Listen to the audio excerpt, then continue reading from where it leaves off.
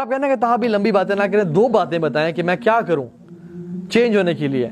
I would suggest you to gain knowledge of deen and leave bad company and be in good company. یہ دو advise ہے.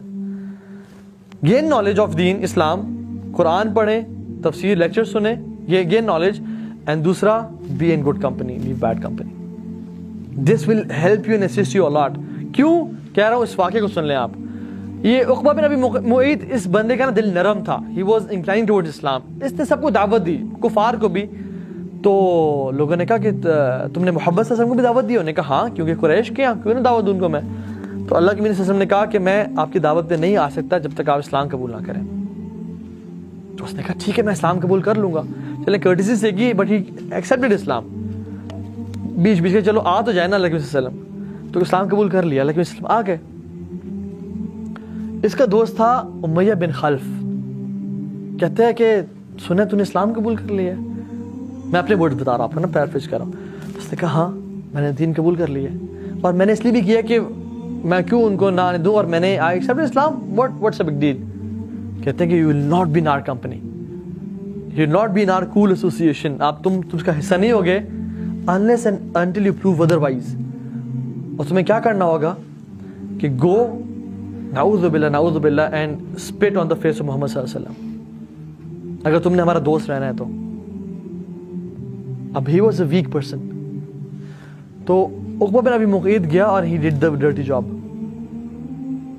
پھر جو ہے نا انہوں نے اس کو اپنے دوستی میں لایا اور کہا کہ yes you are our friend right now. جبریل علیہ السلام نازل ہوئے قرآن لے کے، اور قرآن فرمایا کہ یہ کیا کہہ رہا ہوگا قیامت کے دن؟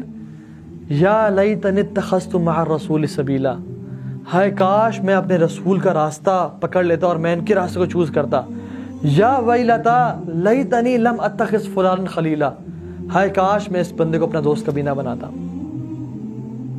And my teacher said کہ there will be millions of عقبہ بن ابی معیط saying this to their friends عقبہ بن عامر کہ کاش میں اس بندے کو اپنا دوست نہ بناتا کہ اس نے مجھے گمراہ کیا.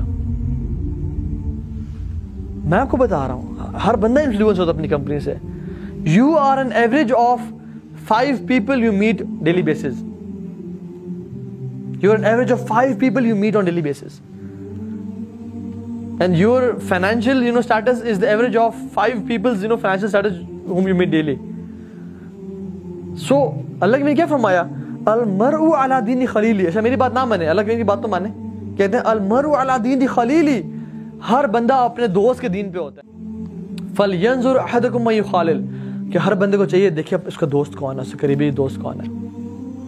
کیونکہ جو بیسٹ فرینڈز ہیں نا، دوست دنیا بڑی محبت ہوتی ہے ہمیں ان سے، لیکن قیامت کے دن اگر گناہ کی بیس پہ نا دوستی تھی نا تو کیا ہوگا؟ اللہ تعالیٰ فرماتے ہیں الْأَخِلَّاءُ يَوْمَئِذٍ بَعْضُهُمْ لِبَعْضٍ عَدُوٌّ إِلَّا الْمُتَّقِينَ.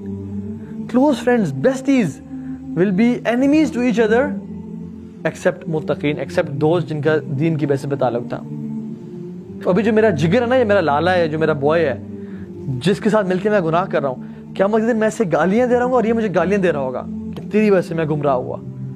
کیونکہ اس دنیا میں تو ہم سو رہے ہیں، ریئلٹی ہمارے سامنے نہیں ہے. بٹ قیامت کے دن جب ریئلٹی واضح ہوگی تب انسان کہے گا کہ ہائے یہ میں نے کیا کر دیا، ہائے کاش میں ایسا نہ کرتا.